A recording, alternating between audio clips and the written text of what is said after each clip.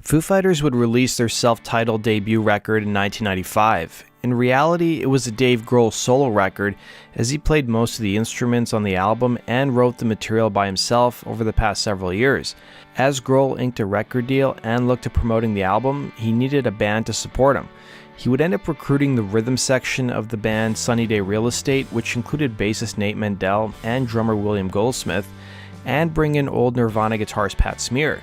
By this point, Sunny Day Real Estate had broken up after the frontman had found religion, so the timing seemed right.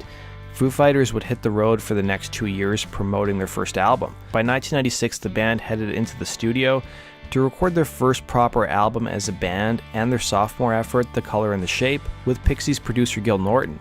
But the sessions were fraught with internal problems. Norton ran a tight ship and referred to Mendel and Goldsmith as, and I quote, the rhythmless section. It was during the recording of the album that Goldsmith became insecure and felt unwanted in the band, telling the Miami New Times in 1998, "Dave had me do 96 takes of one song, and I had to do another 13 hours worth of takes on another one.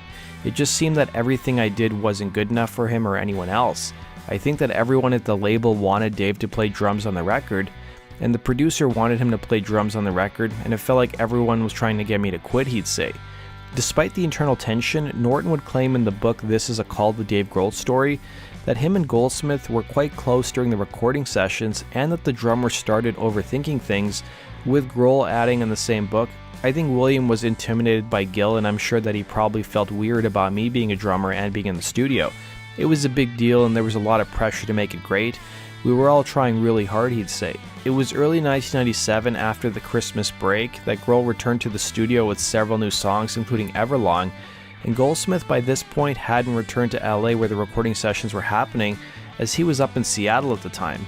Due to the recording of the group's second album dragging on, Grohl opted to record the drums on the new songs he had written and redo some of Goldsmith's parts without telling him.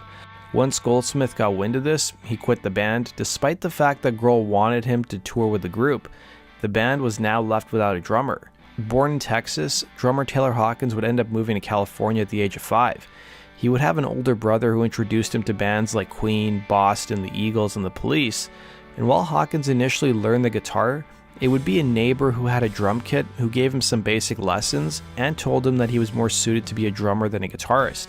Hawkins soon started focusing more on drums, and his drumming idols would become Queen's Roger Taylor and the Police's Stuart Copeland. Hawkins would join his first band Sylvia, which was an experimental psychedelic rock band. By the mid-90s, he started becoming a session drummer, first playing with Sass Jordan before being approached about auditioning for a new Canadian artist named Alanis Morissette. Here's Taylor talking about the audition process. I was lucky enough to get the gig playing with Alanis when I was, 23 or something like that, back in 1995. And I had met her manager, Scott, and he told me, I have this girl, I'm managing this girl, and she's making this record, and so I met her not far from here at the Pantages Theater, wow, where I was playing with another lady. But and she said, I have this record, and maybe you play drums, maybe. And that was it. And it was like 3 months went by, and then I get a call. We're doing tryouts. I go and I try out, and I got the gig. Thank you, Alanis. Yeah, got the gig. And so we started rehearsing, but I got this 3 songs on a cassette. This was back in the day. Back in the day. Yeah. And I heard You Ought to Know, and I heard You Learn, and these 3 or 4, just like no question, going to be. I just knew it. You knew it right away. And so we started rehearsing, and then this first song came out, and it just went completely bananas. So you saw her go from being no one to someone. Yeah. Well, I think she'd had a little bit of success in Canada, but no one knew who she was in America, and pretty much obscurity. And to see her go from like 0 to like 1,000, and I'm telling you, like You Ought to Know came out, and within like a week, it was just like banana. In December of 1995, Grohl would meet Hawkins for the first time at the K-Rock Almost Acoustic Christmas concert, where both Foo Fighters and Alanis Morissette were on the bill. Grohl would recall meeting Hawkins for the first time, saying, "We got along like brothers from the second we met. We were best friends from that moment, with Taylor adding in the book This Is a Call, "I was this little dork playing in this backup band, and the first thing that struck me was that Dave was really nice and fun to hang out with. I'd met some other people from big bands, musicians I'd looked up to. When I met them, the vibe was, oh, you're not important." Hawkins himself was a huge fan of Nirvana and Foo Fighters' first record, and he noticed a camaraderie and likeness between himself and Grohl. They would reconnect in the summer of 1996, when both Alanis Morissette and Foo Fighters were playing shows together in Europe. Hawkins would admit that Alanis Morissette had predicted that he would join Foo Fighters, telling the Daily Mirror, "We met the Foo Fighters when I was still playing with her, and she said, Dave Grohl's going to ask you to join them someday. She called it a year before it happened." And that's exactly what went down. The following year in 1997, Grohl was now without a drummer, and he would call up Hawkins to see if he knew any good drummers. And keep in mind, Foo Fighters were still an up-and-coming band and were nowhere near as popular as they are today. Grohl would recall that conversation with Hawkins, revealing in the book This Is a Call. He said, "F yeah, I'll do it." I reminded him we weren't selling out stadiums like Alanis, and he said, "I don't care, man, I just want to be in an effing rock band." To Hawkins, Alanis was a solo act, and he wanted to play more hard rock music, and there was also rumblings that Alanis was going to go in a different direction on her next record. He's an amazing drummer, and we have two different styles, and so he does his thing, and I do my thing, and he adds so much to the songs that it's like sometimes too much. Did I say that?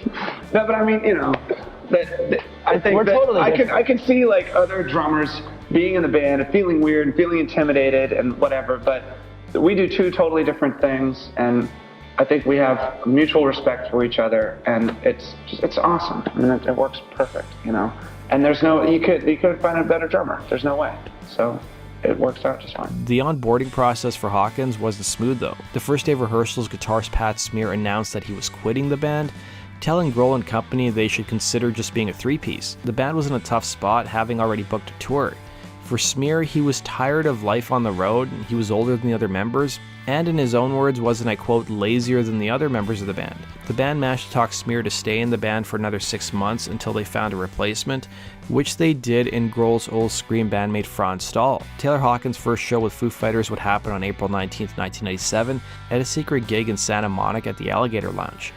The band would get off the road in 1998 to promote their second album, and Grohl gave some insights into where the band's third album could go, revealing in the book This Is a Call, "Now I'm looking forward to our next record more than I ever have been.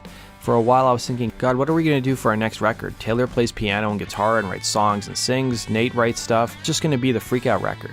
While the album was recorded as a three-piece, in the documentary Back and Forth, Hawkins revealed he pushed for the band to remain as a three-piece on the road as well. But Grohl wanted more guitars, and so guitarist Chris Shiflett was added to the band. It was during the same year there was talks of Sunny Day Real Estate reuniting, and bassist Nate Mendel at one point told Grohl that he was leaving the band to go back to his old outfit. It was a rash decision by Mendel, who ultimately changed his mind and opted to stay in Foo Fighters. Meanwhile, guitarist Franz Stahl's time in the band would be short-lived, as he would be fired by Grohl, as the chemistry just didn't seem to be there when they started working on their third album. By this point, Grohl would joke in the documentary Back and Forth that so many people had come and gone in Foo Fighters that he would frequently get asked in media interviews who was in the band. Taylor would admit that he was extremely nervous drumming on the band's third album, telling Rolling Stone, "And I was so scared when we went to do Nothing Left to Lose. I had red light fever. So I did half the drums on the album because Dave effing held my hand through it. That's why we're here today, because he knew he wanted me there as a friend and as a family member, as his younger brother." In other interviews, Hawkins would admit that he didn't really feel comfortable in the studio with the band until they recorded their follow-up album One by One. Work would begin on Foo Fighters' fourth record as early as August of 2000, with Dave Grohl and drummer Taylor Hawkins coming up with song ideas. The band would spend the remainder of the year and a good chunk of 2001 on the road. By the summer of 2001, the band would hit some rough times though. While on tour in the UK, Hawkins would suffer a near-fatal drug overdose following the band's performance at the V2001 festival. He would spend 2 weeks in a coma. It would result in the band cancelling the remainder of their European tour dates, and a press release was sent out by the band's management claiming the drummer had, and I quote, apparently overindulged at a party following the festival's performance. Once Hawkins recovered, the band would retreat to his studio in Topanga, California to work on their next album. But from the start, the band wasn't gelling. In 2002, Grohl would admit to Billboard magazine just how tense and unsuccessful those early sessions were, revealing, "At the time we were making an album that wasn't working. We'd started in October of 2001. After about 3.5 months, I realized it didn't sound familiar. It didn't sound like the band does live. It didn't feel right. With our band, the most important thing is that the songs feel right and the recordings feel good. It's more about feel than anything. We were so focused on production because our intent was to make this big rock record. But your energy tends to wane after 3 months. Spontaneity and energy have a lot to do with rock, and rock records shouldn't take long to make," he would say. Foo Fighters' fourth album would also be the first time new guitarist Chris Shiflett would be in the studio with the band, and he would reveal in the 2011 documentary Back and Forth, "It was bizarre. It was my first record with the band. I'd just show up to the studio every day. I was sort of confused. It's really weird. I'm never really playing on this, and I'd show up at noon every day and I'd just kind of sit here and eat food and drink coffee and then I'd go home. What is this?" he would say. Bassist Nate Mendel would reveal in the same documentary just how tense everything was, saying, "I'd do something and Dave would listen to it and say like, no, this has got to change and this is not working with the vocals and that's too busy, and I was disagreeing, so I had a shitty attitude," he would say. The band would spend time in several studios between October of 2001 to February of 2002. These sessions alone cost the band over $1 million in production costs. By February of 2002, the band would submit their finished material to manager John Silva, who wasn't very enthusiastic about what he heard.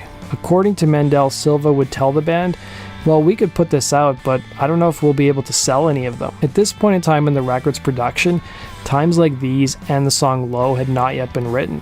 The album submitted to their manager would be known as the $1 Million Demos, and the recordings would be scrapped by the band, and they would take a several-month break. Time apart would allow Dave Grohl to play drums on Queens of the Stone Age's new record, Songs for the Deaf, as well as tour with the band. In the meantime, Grohl would release a statement to fans updating them on the status of the new record, saying, "After 4 months, 3 studios, and who knows how many foosball games, we decided to take a break from it." Grohl's time with Queens of the Stone Age also created some resentment amongst his bandmates, who felt like they were left waiting for their leader, especially drummer Taylor Hawkins. By April of 2002, Foo Fighters were going to be performing at Coachella, as was Queens of the Stone Age. Grohl would perform one night with Queens of the Stone Age, while the other night would see him play with Foo Fighters.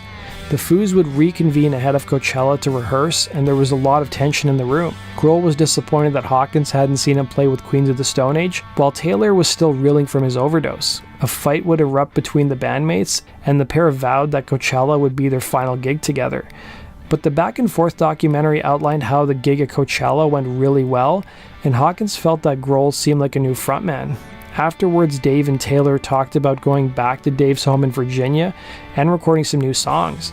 Grohl would tell Billboard magazine, "I had this window after Queens' tour, and I had some ideas for songs, so I invited Taylor back to my house, and in those 2 weeks we recorded the whole record.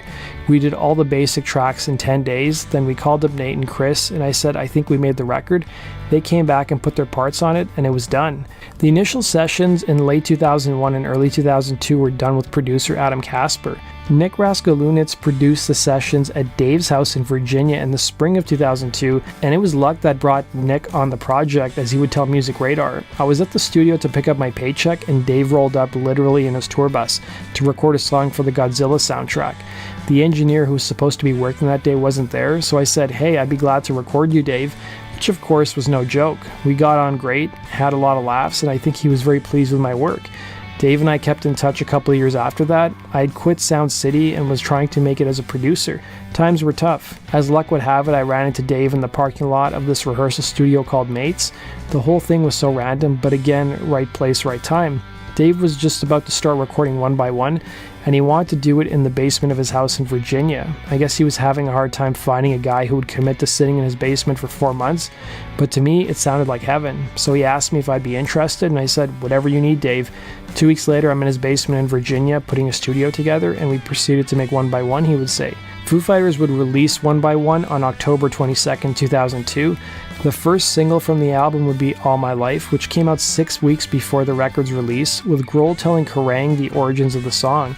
It went through a few different versions. At first it was really dissonant and noisy. The middle section sounded like Wipeout. It was just nuts. We recorded the instrumental and I had no idea how I was going to sing it. Again, this was another one that our manager said, "That's the song," and we said, "Really? You think that's the one people will like?" The song would end up topping the alternative rock charts and peaked at number 3 on the mainstream rock charts, in addition to winning a Grammy in 2003. The follow-up single Times Like These would be written during those sessions at Dave's house in Virginia, and it was written about the band's 3-month hiatus in early 2002. It would peak at number 5 on the Billboard mainstream rock charts and give the band one of the most popular songs in their catalog. The album would produce 2 other singles in Low and Have It All. The video for Low would be banned by MTV because it was deemed too controversial. While Have It All did little on the US charts, it would be the B-side, a cover of the Prince tune Darling Nikki, that made it on the US alternative charts, peaking number 15. Prince was never a fan of other artists covering his music, so during his 2007 Super Bowl performance, he covered Foo Fighters' song Best of You. Grohl would look back at the difference between the $1 Million demos and the final album, saying in the Back and Forth documentary, "We had already spent 3 months and $1 million on something we threw away.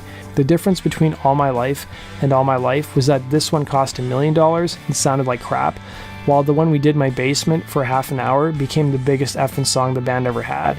The $1 Million demos would eventually leak online, and they're up on YouTube if you guys want to give a listen to them. The album itself would end up peaking at number 3 on the US album charts and sell over 1 million copies, going platinum. Taylor would be a member of the band until his untimely death this past weekend, and he would speak to Rolling Stone for the final time in June of last year, talking about sobriety and his stage fright. He would admit to Rolling Stone about his stage fright, saying, "Oh yeah, I have major stage fright, major. In the same interview, Taylor would admit that he's sober when he's playing on stage, and when the interviewer asked if he was fully sober in his life, he would respond by saying the following: "I don't want to get into all that. I just lead a really healthy lifestyle. I've been down that road with people so much. That's kind of been an arc of my life so much. You know, my life has been there plenty of times, so I get it. I don't want that to be the centerpiece of my story." This past weekend, Hawkins would pass away at the age of 50, and while the cause of death hasn't been revealed, the preliminary findings have indicated that he had at least 10 substances in his system, including pot, opiates, benzos, and antidepressants. It's also come out in the past several days that Hawkins' heart was twice the size of that of a normal man, weighing around 600 grams, when a normal man's heart weighs around 300 to 350 grams. That does it for today's video, guys. Thanks for watching, and we'll see you again on Rock, Roll, True Stories. Take care.